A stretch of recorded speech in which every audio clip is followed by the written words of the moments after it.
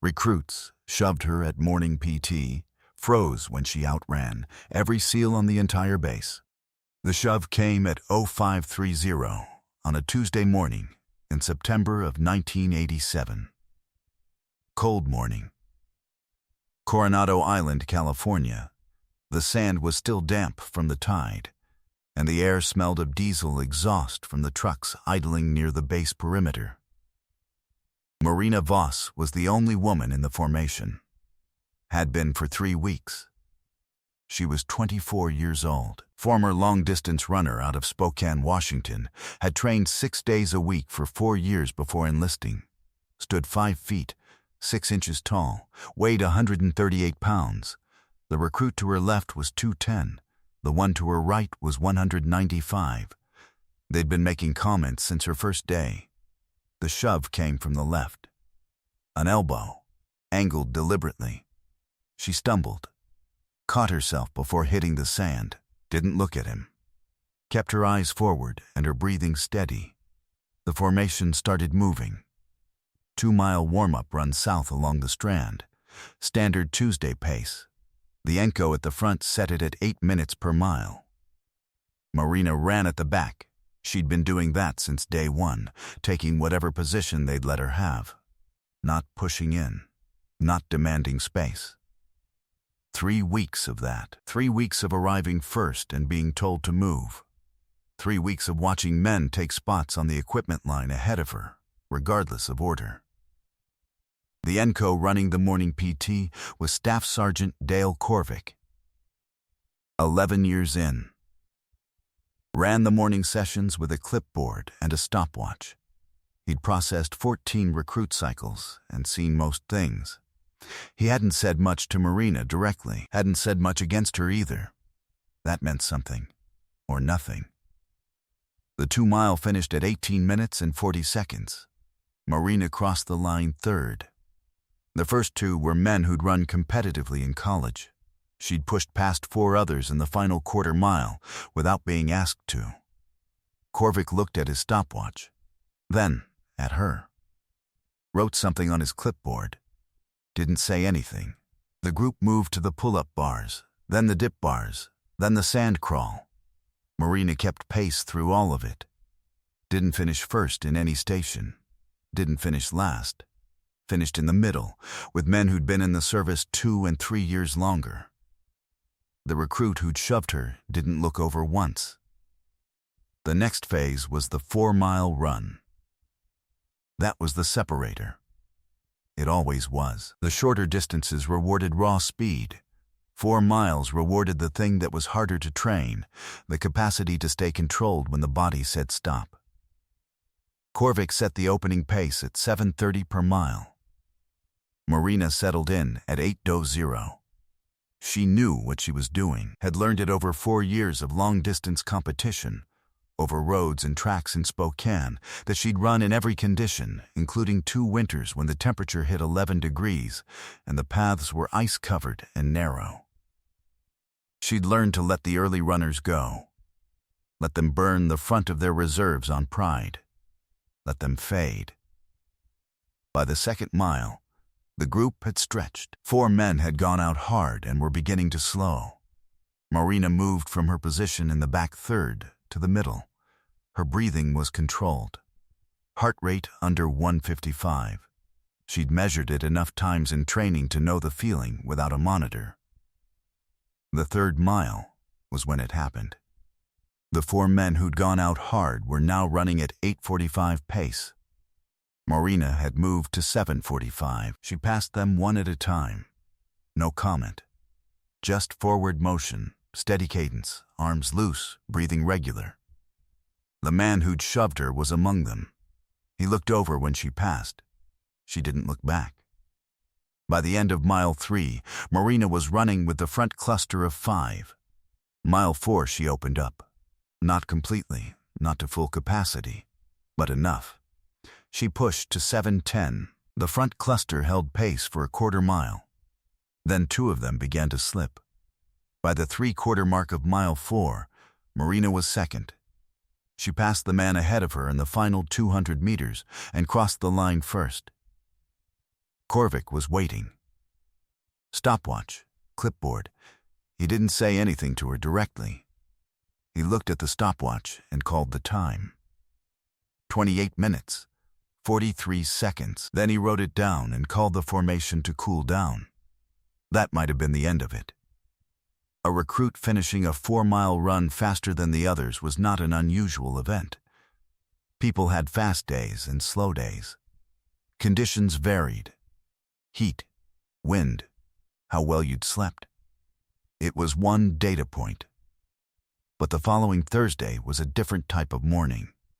The SEALs used the base track on Thursdays. Not always, but regularly. Korvik had arranged a joint PT session 4 times a year where the standard recruit formations ran alongside an active SEAL unit. Not in competition. For exposure. The recruits got to see what the finish line looked like.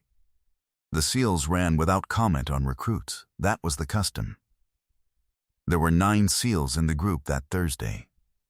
8 men and a training officer. The training officer was a chief petty officer named Harlan Dries, 15 years in. Had done 3 combat deployments. He ran 645 miles on a slow day. The combined group formed up at 0540. 17 recruits, 9 SEALs, 1 staff sergeant with a clipboard. Korvik set the initial pace at 8:0. Standard, the SEALs adjusted without effort. This was a warm-up for them, not a session. Marina took the back again. She'd noticed the SEALs. Couldn't help it. Everyone had. The way they stood. How their breathing was already controlled before the run started. These were men who did this daily, who trained in conditions far outside what any morning PT session could simulate.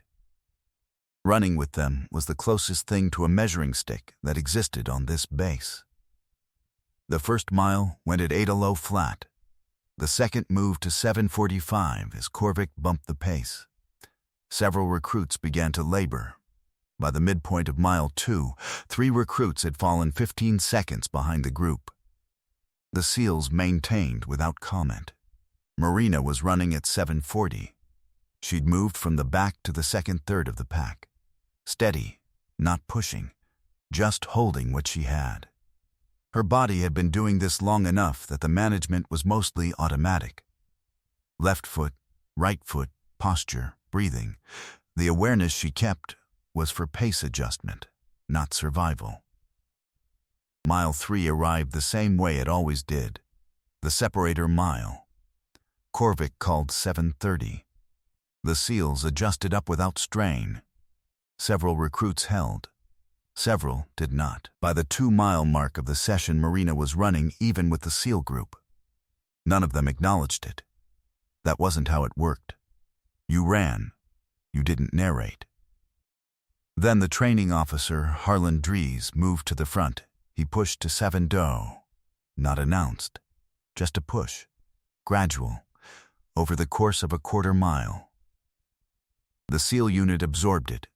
Most of the recruits fell off. Korvik didn't stop them. This was the point of the joint session. To see the ceiling. Marina did not fall off. She pushed from 7:40 to 7:15 over the same stretch of track. It cost something. She felt it in her legs and in the tightness that started in her chest when the pace changed.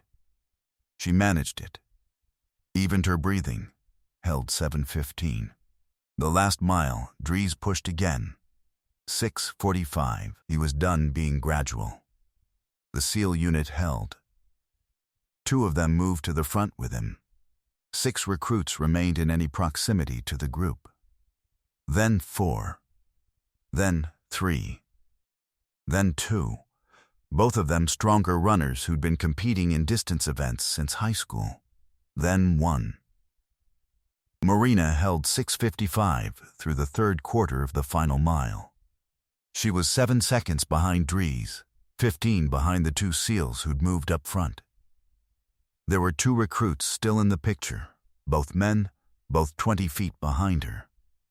The final quarter mile. Dries opened it up to 6:30. His unit answered. Marina answered. She went to 640. Her lungs found what they needed in the way that only happens after years of training in the specific discomfort of that moment. Not comfortable, not easy, but available. She'd been to this edge enough times to know it held. She crossed the finish line 7 seconds after the lead seal. Before the second, before the third, before the fourth, fifth, sixth, seventh, eighth, and ninth, she crossed ahead of every SEAL on the base except Harlan Dries. The recruits behind her came in over the next 40 seconds. Dries stopped his watch, looked at it, looked at the woman standing next to him breathing hard, hands on her knees, same as anyone would look after a 640 mile. He didn't say anything immediately. There was a silence of about 6 seconds. Then, he asked Korvik for her time. Korvik read it off. 27 minutes, 14 seconds. For 4 miles. Dries nodded, wrote nothing. He didn't have a clipboard. He just stood there for a moment looking at the track, and then looked at her. "Who taught you pacing?" he said. Marina told him she'd figured most of it out herself. 4 years of weekend races, high school and after. She named the route she trained on near Spokane, a 12-mile trail loop east of the city that climbed 900 feet in the first 3 miles. Dries listened, didn't respond with anything except another nod. The recruits had assembled behind the group. Most of them were breathing hard. The man who'd shoved her was breathing hardest of all. He'd finished a full 90 seconds behind her. He did not look at her. What happened in the next 48 hours was quieter than what most people expected. No formal announcement. No confrontation with the recruit who'd pushed her. No ceremony. Korvik documented the times in his performance log.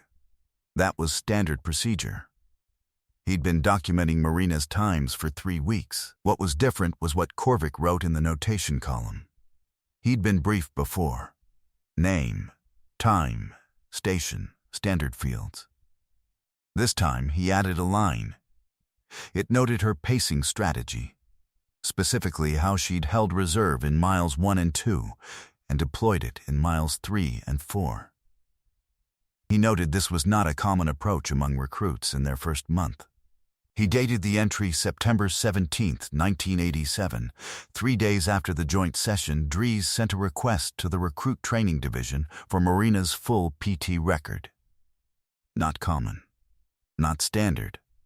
Just a request, filed through proper channels, answered 3 days after that, with a stack of Korvik's performance logs going back to her first day. Dries read them at his desk on a Wednesday afternoon. The consistency was what he noticed. Not one good run. Not one good day. Consistent results across 22 documented sessions.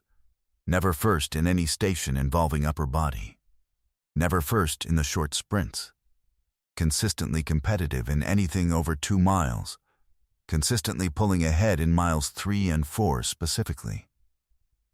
He called Korvik the following morning. The conversation lasted 14 minutes. Dries asked about her training background. Korvik told him what he knew. Spokane, competitive running, 4 years of weekend races. He mentioned the shove on the Tuesday before the joint session. He'd seen it, hadn't intervened because she'd handled it herself. He noted that specifically. Dries said he understood. 2 weeks later, Marina was flagged for an interview with the SEAL Training Evaluation Committee. This was not an invitation to SEAL training. Women were not admitted to SEAL training in 1987. That was the standing policy, and it didn't change that month. What the interview was a documented evaluation. Her times, her strategy, her composure, placed in a file that Dries would reference later when the questions about women in elite units started being asked more seriously. She didn't know any of that at the time. She knew she'd been called to a room. She answered questions. She left. The recruit who'd shoved her completed his cycle and was assigned to a supply unit in San Diego. He served 3 years and received an honorable discharge. He never became a SEAL. His 4-mile time never improved past 31 minutes. Marina finished her recruit training in November of 1987. Ranked in the top 10% of her cycle by overall performance score. Was assigned to a communications unit at Naval Air Station Whidbey Island in Washington State. She ran every morning, continued the same pacing strategy she'd developed on the trail loop east of Spokane. 12-mile loop on weekends. 4 miles on weekday mornings. She logged every run in a notebook. Date, distance, time, conditions, kept this practice for 22 years. Dries' evaluation file on her was one of 9 similar files he compiled between 1987 and 1994. Files on individuals, men and women, who demonstrated performance characteristics outside what standard recruit classifications captured. He submitted the collection to the Naval Special Warfare Command in 1994 with a 7-page memo arguing that the existing evaluation framework was missing a category. The category he named was Sustained Competitive Output, distinguished from peak performance by duration and consistency. The memo circulated. Slowly, the way most memos did in that system. It was referenced twice in policy discussions over the next 8 years, once in 1996, once in 2001. In 2004, the Navy revised its Physical Readiness Program for Special Operations Support Personnel. The revision included a 4-mile evaluation standard for the first time. The previous standard had capped at 3 miles. The revision documents did not cite Dries' memo directly, but 2 of the committee members who wrote the revision had read it. Marina retired from the Navy in 2009. 22 years of service. She was 46. Went back to Spokane. The trail loop east of the city was still there. She ran it the first weekend after she returned. Conditions were cold, same as that September morning in 1987, same smell of diesel and wet sand that she'd always associated with mornings that started in the dark. The 12-mile loop took her 2 hours and 7 minutes.